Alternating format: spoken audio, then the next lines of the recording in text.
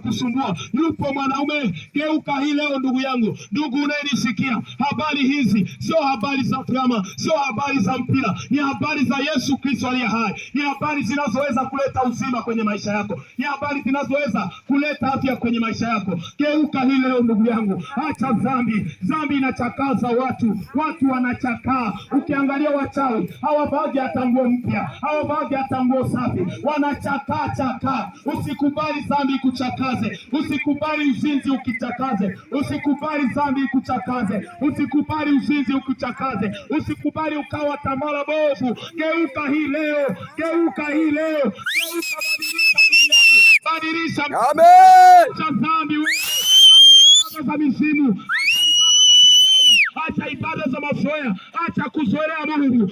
Yesu anakuhitaji leo, anataka ugeuke na ukamwabudu katika roho na kweli. Wapo wengi waliojionaga wachanja. Amen. Lakini leo ni mavumbi.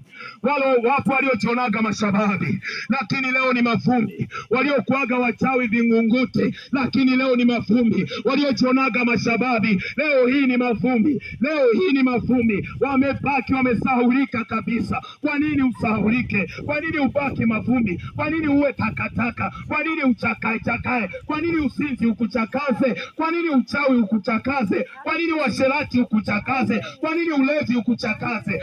Yupo mwanaume, yupo mwanaume anakuita leo. Yupo mkombozi anakuita leo. Yupo mwokozi anakuita leo.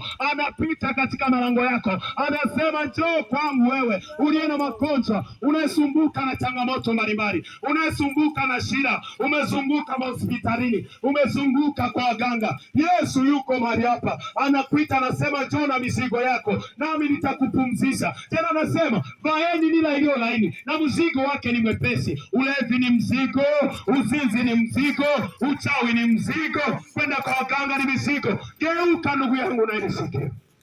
Amen. Sauti hii